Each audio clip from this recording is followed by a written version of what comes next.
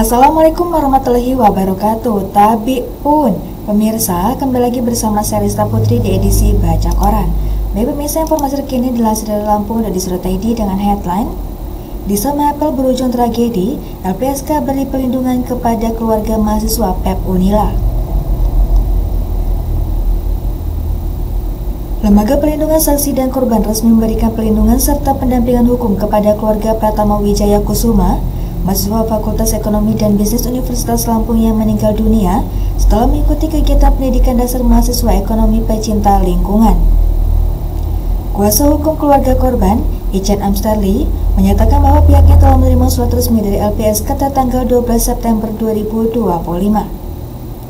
Surat tersebut menegaskan bahwa ibu korban, Wirnawarni, beserta anggota keluarga lainnya kini berada di bawah perlindungan LPSK. Permohonan perlindungan ini diajukan mengingat adanya tekanan dan bentuk intervensi yang dialami keluarga sejak kasus ini menjadi perhatian publik. Ichen menambahkan, kehadiran LPSK sangat penting untuk menjamin keamanan psikologis dan fisik keluarga, terutama orang tua korban. Menurut Ichen, dampak dari insiden ini tidak hanya dirasakan oleh keluarga almarhum Pratama, tetapi juga memengaruhi peserta diksar lainnya yang turut mengalami tekanan. Berdasarkan hasil asesmen dari LPSK, para peserta tersebut juga dinilai layak mendapatkan perlindungan. Sementara itu, proses penyidikan atas dugaan kekerasan yang menyebabkan kematian Pratama Wijaya Kusuma masih terus berjalan. Kegiatan ekshumasi atau pembongkaran makam untuk keperluan otopsi telah dilakukan beberapa waktu lalu, dan saat ini penyidik tengah menunggu hasil pemeriksaan tersebut.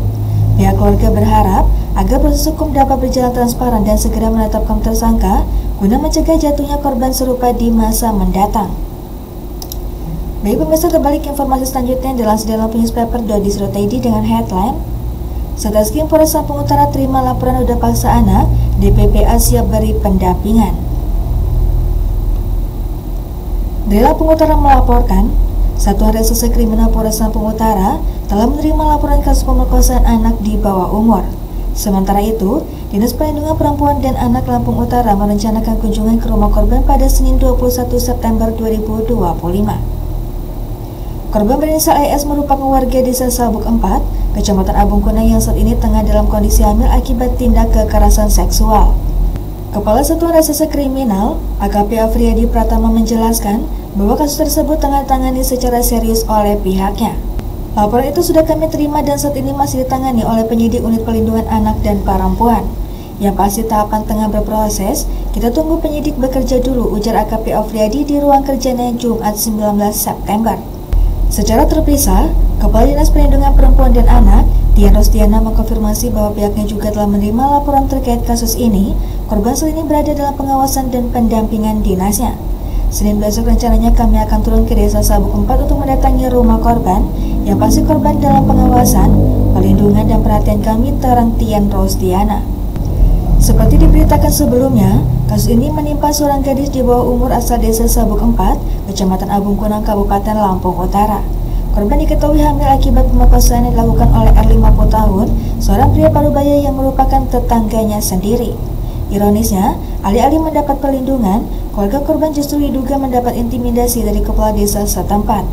Dugaan intimidasi ini muncul karena kepala desa diduga berusaha melindungi pelaku yang masih memiliki hubungan keluarga dan jabatan sebagai aparatur desa.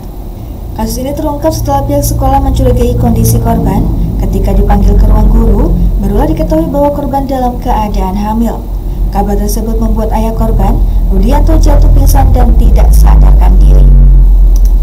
Baik pemirsa, terbalik informasi yang terakhir yang dilansir dari Lampung dari .id dengan headline Polsek Gading Rejo bubarkan balap liar di jalur lintas barat, pelaku kabur saat dirazia. Dari Pressel melaporkan, aksi balap liar kembali marak di jalur lintas barat Sumatera, tepatnya di kawasan persawahan yang menghubungkan Pekonwates dan Bukokarto, Kecamatan Gading Rejo.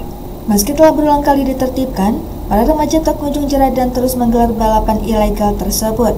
Pada Minggu 21 September dini hari, jajaran kepolisian Sektor Gading Rejo kembali melakukan pembubaran terhadap ratusan pemuda yang tengah bersiap menggelar aksi balap liar. Begitu mengetahui kedatangan petugas, para peserta balapan langsung membubarkan diri dan melarikan diri ke berbagai arah untuk menghindari penangkapan. Kegiatan balap liar ini tidak hanya mengganggu ketertiban umum, tetapi juga sangat membahayakan keselamatan pengguna jalan lainnya. Warga sekitar pun kerap mengeluhkan aksi para pelaku yang sering menutup sebagian jalur lintas demi membuka lintasan balap.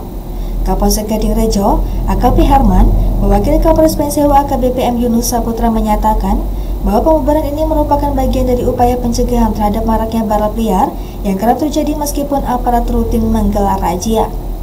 Ia menambahkan bahwa pelaku balap liar bukan hanya berasal dari wilayah Pringsewu, tetapi juga dari daerah lain. Minimnya fasilitas sirkuit resmi diduga menjadi salah satu pemicu aksi nekat ini. Untuk menekan aksi serupa, pihak Polsek Gadingrejo bersama Polres Pringsewu akan meningkatkan intensitas patroli, terutama di jam-jam rawan dan titik-titik yang kerap dijadikan arena balapan. Kami menghimbau kepada masyarakat, khususnya para pemuda, untuk tidak terlibat dalam kegiatan yang membahayakan ini. Balap liar di jalan umum, apalagi di jalan protokol, sangat berisiko dan bisa merugikan banyak pihak, tegasnya. Baik pemirsa, demikian edisi Bacok kali ini. Sampai jumpa di edisi Bacok selanjutnya. Saya Risa Putri, pamit undur diri. Wassalamualaikum warahmatullahi wabarakatuh.